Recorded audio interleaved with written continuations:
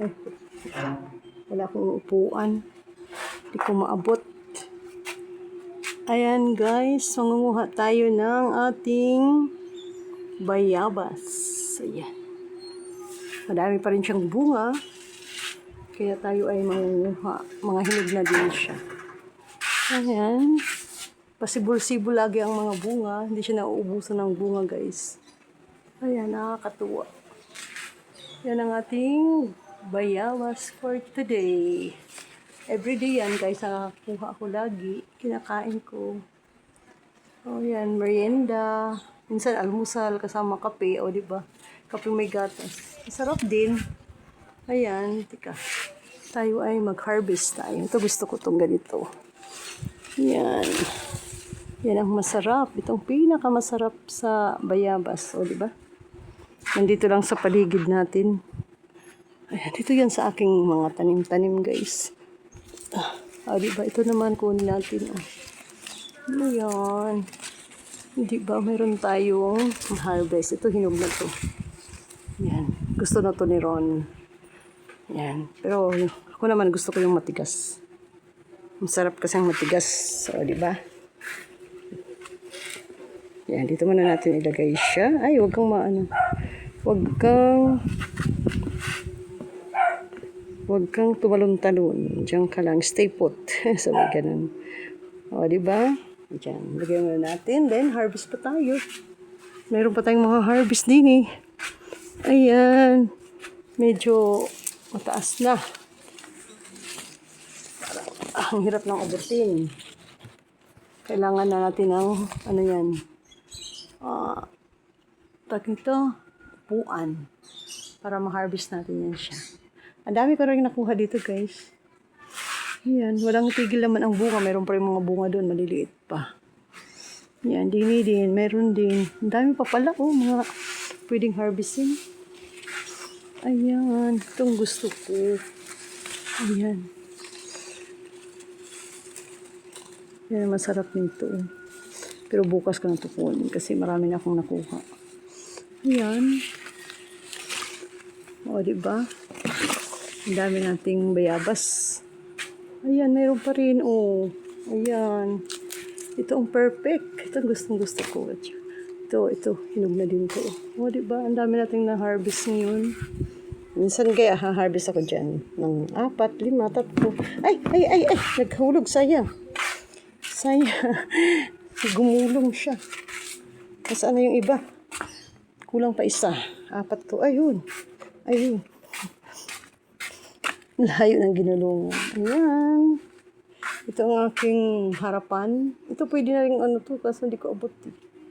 Ayan. Dito natin ilalagay. Ayan. Ito may pinatuyo akong parang kamatis. Ayan. Dito natin siya ilalagay. Para, uy! Bakit nahuhulog ka? Diba? Meron pa akong isa. Diba guys? Pero paputulan ko to pag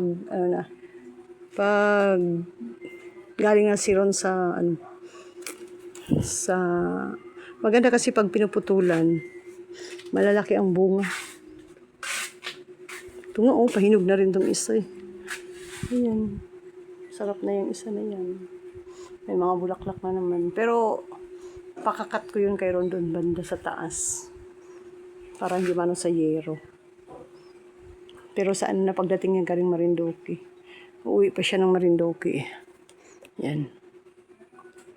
Parang bunga niya, ang lalaki. Ang sarap niya guys. Kasi native pero napaka-healthy niya. Taba, kaya dahil bunga. Wala katigil ang bunga nito eh. All year round siya. Tapos ang lalaki. Kung totoo native siya.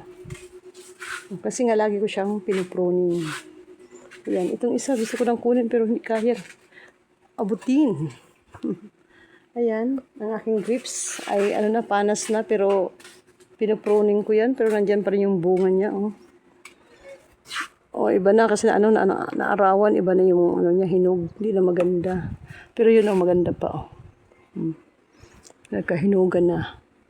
Ito yung pinupruning ko na to guys. Kaya ganyan na siya kasi para panibago na namang bunga at sanga.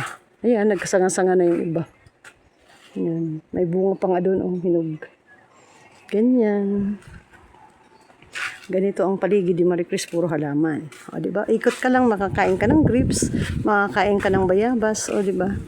Kung may dumaan, gustong pumitas, pwedeng-pwede, O, diba? Di ko naman kayang ubusin yan.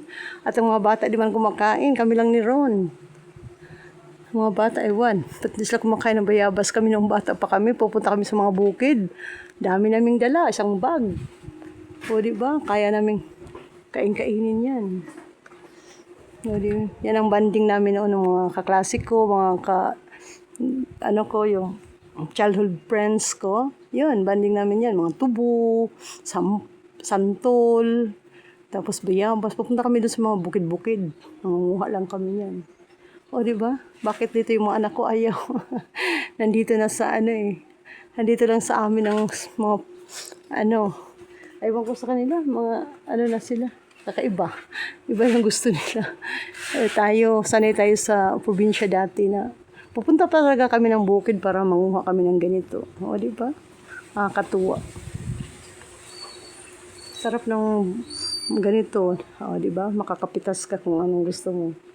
Doon naman sa garden, andoon naman yung aking mga avocado, aking saging, mangga, o diba?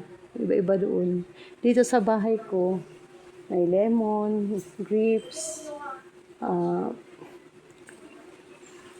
yung bayabas. Tapos may mga gulay-gulay din ako. Tulad ng malunggay, kung ano. Ayusin ko pa nga ulit ang garden ko kasi di na maganda. Kailangan pagagandahin ko na naman sila. Thank you guys. Salamat. Ayan Hindi pa natin makuha kasi hindi ko maabot. Pero nakakuha na tayo ng 4 na piraso. Ayan, thank you so much. Thank you sa sa aking munting channel at simpleng vlog lang guys. Thank you so much. Bye-bye everyone. Happy Monday. Monday na ngayon. Tama. Thank you so much. Bye-bye everyone. God bless us all.